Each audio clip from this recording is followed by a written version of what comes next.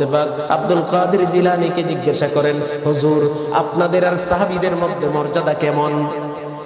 গাউসে পাক বলেন, সাহাবীরা আমার ডিসটেন্সটা হচ্ছে এইরকম, রাসূলের 2 লক্ষ নম্বর সাহাবী সবচেয়ে মর্যাদার দিকে নিচের স্তরের যিনি সাহাবী উনি হচ্ছেন ওয়াহশী রাদিয়াল্লাহু তাআলা আনহু, যিনি ইসলামের সূর্য সন্তান।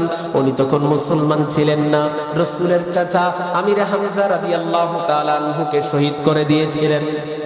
হাজিরিনে কেরাম, উনি পরবর্তীতে মুসলমান হয়েছেন, ইসলামে দাখিল হয়েছেন। আমার রাসূল বলছেন, ওয়াহশী ইসলামে প্রবেশ করেছো, দাখিল হয়েছো, কিন্তু আমার সামনে কোনোদিন বসবা না। তোমাকে দেখলে আমার চাচার কথা মনে হয়ে যায়।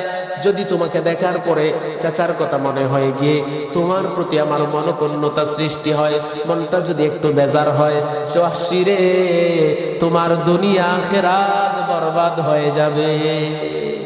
ওয়াহশী রাদিয়াল্লাহু তাআলা আনহু ওই দিন কুশবদ্ধ তলোয়ার বের করে ওয়াদা করেছিলেন, যেই তলোয়ার দিয়ে আমি ইসলামের সূর্য সন্তান সাইয়্যিদুশ শুহাদা আমির হামজা রাদিয়াল্লাহু তাআলা আনহুকে শহীদ করেছিলাম, এই তলোয়ার নিয়ে প্রতিজ্ঞা করেছিলেন, ইসলামের সবচেয়ে দুশমনকে আমি দুনিয়া থেকে বিদায় করে আমার রাসূলকে খুশি করব। বলুন সুবহানাল্লাহ।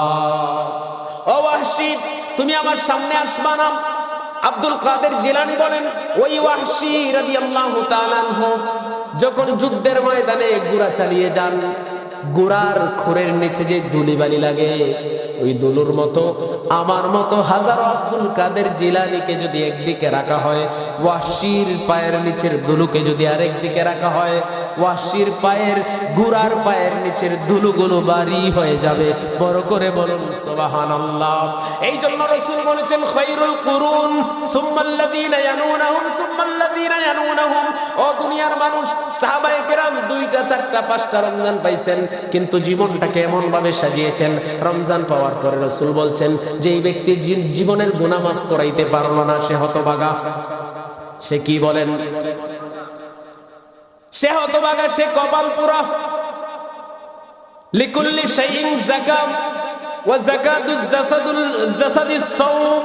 রাসূল বলছেন, রোজা হচ্ছে, তোমরা প্রত্যেক জিনিসের যাকাত দাও, শরীরের যাকাত হচ্ছে রোজা। রাসূলুল্লাহ বলেছেন হাদিসে কুদসিতে আল্লাহ তাআলা বলেন, রোজা বান্দা আমার জন্য রাখে, এর প্রতিদান আমি আল্লাহ দিব। আল্লাহ দেওয়া তার এটা পরিমাপ করতে পারবেন না, ক্যালকুলেশন করে পাবেন না। কম্পিউটার নিয়ে যদি হিসাব করা বসেন, আপনার কম্পিউটারে কুলাবে না, কারণ আমার আল্লাহ তাআলা একজন আপনা জান্নাতীকে এই দুনিয়ার সমপরিমাণ 10টা দুনিয়া দিবেন। বলুন আল্লাহু আকবার। আল্লাহ যাকে দেন কম দেন না বেশি দেন? বলুন। এই রমজানুল মুবারক আসতেছে, এর আগে রজব, রজবে বরকতপূর্ণ রাত্রি আছে না নাই? সুবহানাল্লাযী আসরা বিআবদিহি লাইলাম মিনাল মাসজিদিল হারাম ইলাল মাসজিদিল আকসা। আল্লাহ নিজেই আশ্চর্যান্বিত ঘটনাটা বর্ণনা করেন। আল্লাহ নিজেই বলেন, আমরা কোনো কিছু শুনলে কি বলি? সুবহানাল্লাহ বলেন কিনা? আল্লাহ নিজে এই সুবহান শব্দ দ্বারা এই ঘটনার উন্মোচন করেন। আল্লাহু আকবার বলুন। আল্লাহ বলেন, সুবহানাল্লাযী, আমি এমন এক ঘটনার বর্ণনা করবে এখন যেটা আশ্চর্যান্বিত, অতি আশ্চর্যান্বিত। আল্লাহু আকবার বলুন। আল্লাহ নিজে বলেন আশ্চর্যান্বিত। এক রাত্রির কিছু অংশে যিনি তার বান্দাকে কোথায়? হাজিরিনে কেরাম, ওই ফিলিস্তিনের আল আকসা নয়, শুধু আল্লাহর আরশে আজিম পর্যন্ত ঘুরিয়ে নিয়ে আসছেন আল্লাহর বান্দাকে রাত্রের কিছু অংশের মধ্যে। সুবহানাল্লাহ বলবেন না? এটা আশ্চর্যান্বিত কিনা বলুন। কেউ যদি আপনাকে বলে, আমি মাগরিবের নামাজ পড়ে গিয়েছিলাম সিলেট, আবার এশার জামাত পড়েছি আমরা শাহ ফসি রহমতুল্লাহ আলাইহির মাজার মসজিদে, এটাকে বিশ্বাস করবেন? যে উনি কিভাবে গেছে, রকেট নাকি? বিমানে গেলে ল্যান্ড করলো কোথায় বিমান? ঠিক কিনা বলেন? তো রাসূলুল্লাহ যখন গেলেন, এসে যখন বলছেন এই কথা, তখন কাফের মুশরিকরা এটা নিয়ে মস্করা করতেছে। রাস্তায় পেল সিদ্দিকে আকবরকে, আবু বকর তুমি কি শুনছো কিছু? বলে কি? বলে মুহাম্মদ তোমার বন্ধু নাকি এক রাত্রিতে আল আকসা ঘুরে আসছে। নাউজুবিল্লাহ বলবেন না? তারা মস্কারি করতেছে, বলে কে বলছে? বলে উনি নিজে বলতেছে, তো ওই কথা প্রচার করছে। বলে আল্লাহর কসম, যদি উনি নিজে বলেন আমি না শুনে ওনার জবান থেকে বিশ্বাস করেছি, কারণ উনি কখনো মিথ্যা বলেন না। হাজরিনে কেরাম, যেই জায়গায় নবীগণ দরখাস্ত দিয়েছেন, রব আপনি যদি আমাদেরকে নবী না বানাইতেন, আখিরি পয়গম্বরের উম্মত যদি বানাতেন, জীবনটা বড় সার্থক হয়ে যেত। আল্লাহ, জীবনটা বড় সার্থকতার জীবন হতো। আল্লাহ পাক প্রমাণ স্বরূপ একজনকে রেখে দিয়েছেন, উনি কে বলুন? চতুর্থ আসমানে ঈসা রূহুল্লাহ আছেন কিনা বলুন? উনি আবার দুনিয়াতে আসবেন, কিন্তু পিছনে ঈসা নবী থাকবে না, ডেজিগনেশন থাকবে উম্মতে মুহাম্মদী, ঠিক কিনা? আল্লাহ তাআলা, ও দুনিয়ার মানুষ শোনেন, আল্লাহ পাক আমাদেরকে মায়া করে, মহব্বত করে, দয়া করে শেষ নবীর উম্মত বানিয়েছেন। আল্লাহ আমাদেরকে পছন্দ করে এই জন্য বানিয়েছেন। এই জন্য আমরা আল্লাহ পাকের কাছে আবারও শুকরিয়া আদায় করি, আলহামদুলিল্লাহ। লা ইন শাকারতুম লাযীদান্নাকুম, আল্লাহ বলেন যেই বান্দা নিয়ামত পেয়ে নিয়ামতের শুকরিয়া আদায় করে, লা ইন শাকারতুম লাযীদান্নাকুম, আমি তার নিয়ামতের পরিধি আরো বাড়িয়ে দেই। নিয়ামত খেয়ে শুকরিয়া আদায় করার দরকার আছে না নাই? যারা না শুকরিয়া আদায় করে, আল্লাহ পরের পঙ্ক্তিতে বলেন ওয়ালা ইন কাফারতুম ইন্না আযাবি লাশাদীদ, যদি নিয়ামত ভক্ষণ করে না শুকরিয়া আদায় করো, আমি তোমাদের জন্য রাখছি আইসো তোমরা। হাজরিন, এই মাহফিল আপনাদের জন্য নিয়ামত কিনা? যদি কবুল হয় কপাল খুলে যাবে। কি খুলে যাবে বলেন? যদি কবুল হয় কি হবে? কপাল খুলে যাবে। হাজরিন, এই মাহফিল বছরে একদিন হয়। আপনারা যারা আসেন না, আমি বলবো তারা হতভাগা, যারা এসেছেন তারা ভাগ্যবান। কারণ ওই গেটের মধ্যে আল্লাহ পাক ফেরেশতা রেখেছেন। আপনি আমি কারা আসছি, আমি যে হবিগঞ্জ থেকে আসলাম, প্রধান অতিথি সাহেব আরো দূর থেকে আসতেছেন, আপনারা যারা আসলেন প্রত্যেকের নাম, প্রত্যেকের বাবার নাম, মায়ের নাম, দাদার নাম, গ্রামের নামগুলা লিখে লিখে আল্লাহর কাছে ফেরেশতা দেন। আল্লাহ জিজ্ঞেস করেন, ও আমার ফেরেশতা কি নিয়ে আসলা? তারা বলে রব শাহ ফসি রহমতুল্লাহি আলাইহি ও এলাকাবাসীর ইসানে সওয়াব উপলক্ষে, এলাকাবাসীর উদ্যোগে একখানা জান্নাতি মাহফিলে তোমার বান্দারা বসে আছে। আল্লাহ জিজ্ঞাসা করেন তাদেরকে, আল্লাহ দেখেন কিনা, আল্লাহ জানেন কিনা, কিন্তু ফেরেশতাদের মুখ থেকে শুনতে চান। কেন? এটারও কারণ আছে। আল্লাহ বলেন ফেরেশতারা তারা কেন বসে আছে? আল্লাহর ফেরেশতারা বলেন রব তুমি যে একখানা জান্নাত বানিয়েছো, শান্তির জায়গা, ওই জান্নাতের আশায় তারা বসে আছে। আমার আল্লাহ পাক জিজ্ঞাসা করেন ফেরেশতারা আমার বান্দা কি কখনো কোনোদিন জান্নাত দেখেছে? ফেরেশতারা বলেন রব তারা তো জান্নাত দেখে নাই, জান্নাতি নাজ নিয়ামত ভক্ষণ করে নাই, জান্নাতি ফলগুলো খায় নাই। আমার আল্লাহ বলেন ও আমার ফেরেশতারা তাহলে আমার বান্দারা কিসের জন্য, কিসের ভয়ে? বলে জাহান্নাম যে একটা বানিয়েছো, ওই জাহান্নামের ভয়ে তারা বসে গেছে। আল্লাহু আকবার বলুন। আমার আল্লাহ বলেন ফেরেশতারা বান্দারা কি জাহান্নাম দেখেছে? বলে না। বলে জাহান্নামের সাপগুলা দেখেছে? বলে না, তাও দেখে নাই। জাহান্নামী বিচ্ছুগুলা দেখেছে নাকি? বলে না। জাহান্নামের আগুনকে আল্লাহ পাক 3000 বছর জ্বালানোর পরে জাহান্নামের আগুনের কালার হচ্ছে কালো। জাহান্নামে একজন আরেকজনের কাছাকাছি থাকবে, কিন্তু কেউ কাকে দেখবে না, শুধু চিৎকার শুনবে, কারণ কালো, অমাবস্যার রাতের চাইতে কালো। আল্লাহ পাক জিজ্ঞাসা করেন ফেরেশতারা তোমরা কেন নিয়ে আসলা? বলে নিয়ে আসলাম তারা জান্নাত চায়, জাহান্নাম থেকে ফানা চায়, জীবনের গুনাহ মাফ চায়। বলুন সুবহানাল্লাহ। আল্লাহ তাআলা বলেন ফেরেশতারা আমার বান্দারা জান্নাত দেখে নাই, জান্নাতি নাজ নিয়ামত ভক্ষণ করে নাই, জান্নাতি হুরদেরকে দেখে নাই, না দেখে তোমরা যে লিস্ট দিলাম, কারণ ফেরেশতারা আমাদের বিপক্ষে ছিল। বলুন কে ছিল বিপক্ষে? আমাদেরকে যখন আল্লাহ বানান ফেরেশতারা আমাদের পক্ষ নেয় নাই, আমাদের পক্ষ নিয়েছেন আল্লাহ। আমরা দুনিয়াতে আসি নাই, আদমকে আল্লাহ বানান নাই, বানাবেন, ইচ্ছা পোষণ করেছেন। ওই সময় আল্লাহ একটা সমাবেশ ডাকলেন আসমানে। কোথায়? আসমানে। আল্লাহ পাক সভাপতি, আল্লাহ স্বাগত বক্তব্যে বললেন, আমি বলবো আপনাদেরকে কি বলছিলেন। আল্লাহ পাক সকলকে সামনে রেখে বলছিলেন দুইটা বড় সমাবেশ, একটাতে আমরা ছিলাম, আরেকটাতে আমরা ছিলাম না, শুধু ফেরেশতারা ছিলেন।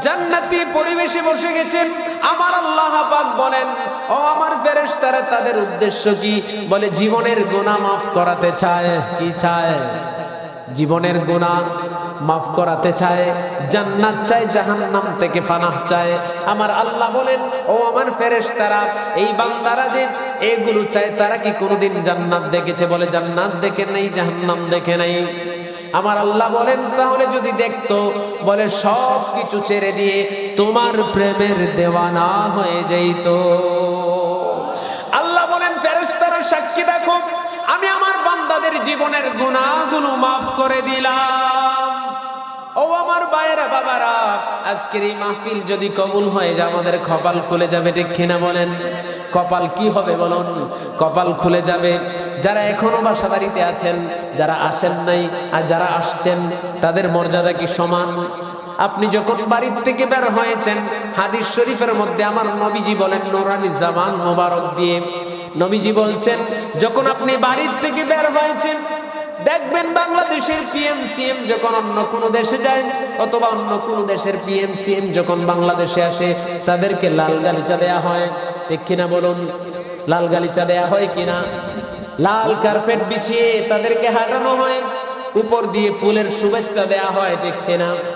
আপনাকে আল্লাহ তাআলা এমন এক শুভেচ্ছা দিয়েছেন, আপনি যখন ঘর থেকে নিয়ত করে বের হয়েছেন মাহফিলে যাবেন, আল্লাহর নবী বলেছেন, ও আমার উম্মতেরা, তোমাদের পায়ের নিচে জান্নাতি ফেরেশতাদের নূরানি পাখাগুলো বিছিয়ে দিয়েছে। আপনি দামি না কম দামি? দাম বেশি না কম? এই মুহূর্তে আমরা যারা আছি সবাই জান্নাতি মানুষ, আলহামদুলিল্লাহ বলেন। আমরা কি মানুষ? বিশ্বাস হয় না আপনাদের? রাসূল বলছেন, জালিসুর রহমান বেহেশতের বাগান। কে বলছেন? নবীজি বলছেন। এটা আপনি আমার মুখের কথা নয়, সভাপতি সাহেব বলছেন না, নবীজি বলছেন। এই মুহূর্তে তাহলে যারা আসছেন, যারা আসলেন না, যারা একটু সময় বসলেন জান্নাতি মাহফিলে, তারা কোথায় বসছেন? জান্নাতের বাগানে। আপনি মনে করছেন উপরে সামিয়ানা, বাতাস আসে, কিন্তু রাসূলের হাদিসের ভাষায় যে আমাদেরকে আল্লাহর ফেরেশতারা প্রোটেকশন দিচ্ছেন, যৌথ বাহিনী নয়। গতকালকে দেখছেন না, আমাদের একটা ছেলে হবিগঞ্জের সমন্বয়ক মাহদির বিষয়টা দেখছেন না? আমাদের বাবা আমাদের সাথে চলাফেরা করে, ওর বাবাও আলেম। বিষয়টা হচ্ছে, রাত্রে মাহফিল থেকে গিয়ে টানার মুড়ে গিয়ে দেখি জড়ো হওয়া মানুষ, রাত্রে তারা অনেক রাত পর্যন্ত অপেক্ষা করছে। বিষয়টা হচ্ছে যে এই যে একজনের জন্য আরেকজনের ভালোবাসা, মাহদির স্লিপ অফ টাং হয়েছে, সে যে কথা বলছে এটা অনুচিত বলছে, ঠিক কিনা বলেন? আইন নিজের হাতে তুলে নেওয়া যাবে না, আবার টানার ভিতরে, কিন্তু মুস্ক ফসকে বলছে, বলে ফেলছে, কিন্তু কথা বলার সময় হিসেব করে বলতে হবে, ঠিক কিনা? আল্লাহ বলছেন, এটা আমি যৌথ বাহিনী দ্বারা নয়, আল্লাহর ফেরেশতারা এই মাহফিলকে এমন ভাবে প্রোটেকশন দিচ্ছেন। নবীজি হাদিসের ভাষায় বলেন, যদি উপর থেকে একটা সুই নিচের দিকে চালা হয়, ওই সুইটা মাটির মধ্যে পড়বে না, জান্নাতি ফেরেশতাদের নূরানি পাখার মধ্যে আটকে যাবে। আমরা আমাদের উপর কি বোমা মারলে বোমা পড়বে? আল্লাহর ফেরেশতা আছেন না? আছেন কিনা হাজিরিন? এই জন্য আমি অনুরোধ করবো, এখনো যারা আসেন নাই, সম্মানিত হাজিরিন, আমাকে বিষয় দিয়েছিলেন যে এই যে রজব মাস চলতেছে, শাবান মাস, দুইটা মাস। নবীজি বলছেন, রজব হচ্ছে বীজ রোপণের মাস। আমাদের যারা কৃষক ভাইয়েরা, বাবা আমার বাবাও কৃষক, যারা কৃষক ভাই বাবা আছেন, তারা এখন বীজতলা লাগাচ্ছেন না, কিছুদিন পরে ধান লাগাবেন। রাসূল বলছেন, এই রজব মাসটা হচ্ছে বীজ রোপণের মাস, শাবান হচ্ছে নিরানি সেচের মাস, পানি দিবেন, আগাছা দূর করবেন, সার দিবেন, আর রমজান হচ্ছে ফসল উঠানোর মাস। বৈশাখ মাস আসে আর কি, বৈশাখে আমরা কি করি? গোলা ভরা ধান উঠায় কৃষকরা, ঠিক কিনা? যেগুলো আমরা দেশ বিদেশ থেকে খাই, দেশেও খাই, বিদেশে যারা আছেন তারাও খায়, খায় কিনা? হাজিরিনে কেরাম, এই রজব এবং শাবানটা হচ্ছে রাসূলুল্লাহ রজব যখন আসতেন বেশি বেশি তওবা ইস্তেগফার করতেন, রাসূলুল্লাহ তওবা করতেন। শাবানে এত বেশি রোজা রাসূলুল্লাহ রাখতেন, আর কোন মাসে এত রোজা রাখেন নাই। হাজিরিন, রাসূলুল্লাহ প্রতি সপ্তাহে বৃহস্পতিবার সোমবারে রোজা রাখতেন। এই জন্য ট্রায়াল স্বরূপ রমজানের আগে আজকের থেকে আপনি প্রস্তুতি নেন, আপনি ভাগাভাগি করে নেন সময়টাকে, কিভাবে রমজানটাকে কাটাবেন। সাহাবীরা যদি 2 রমজান পেয়ে সময়ের শ্রেষ্ঠ সন্তান হতে পারেন, পৃথিবীর ইতিহাসে কিয়ামত পর্যন্ত সাহাবীদের মধ্যে মর্যাদা সম্পন্ন আর কেউ আসবেন না, আর কেউ হবেন না। কিন্তু তারা জীবনে 2টা-3টা রমজান পেয়ে এত বেশি মর্যাদা অর্জন করেছেন, পিছনে কারণ আছে না নাই? ও দুনিয়ার মানুষ, আপনি 40টা 50টা রমজান পাইছেন, কি করছেন? খাতা দেখবেন শূন্য, অ্যাকাউন্টে 0 পয়সা, কোনো কিচ্ছু নাই। কেন নাই? কারণ আপনার প্ল্যানিং নাই। মুমিনের নিয়তি হচ্ছে বরকত, ঠিক কিনা বলেন? নিয়ত করেন জীবনে যত রমজান গেছে এই রমজানটাকে ব্যতিক্রম ভাবে কাটাবো ইনশাআল্লাহ। বলি এই রমজানটাকে প্রস্তুতি নেন। আমাদের প্রস্তুতি হচ্ছে কি জানেন? বলবো আমাদের প্রস্তুতি কি? আমাদের প্রস্তুতি হচ্ছে 10 কেজি ছোলা, 2 কেজি মুড়ি, 10 কেজি ডাল, 5 কেজি তেল, 15 কেজি তেল, সয়াবিন আর কি চিনি, এরপরে বেসন, এই রকম যা কিছু আছে সব, ঠিক কিনা বলেন? এটা রমজানের প্রস্তুতি। বাড়িওয়ালি তারা দিছে, রমজান আইতাছে, জিনিসপত্র দাম বাড়বো, তাড়াতাড়ি আনেন। গাড়ি একটা বইরে বাড়ি টানছে। আরে ভাই, খাইবে তো ঠিকই, কিন্তু প্রস্তুতি তো এটা নয়।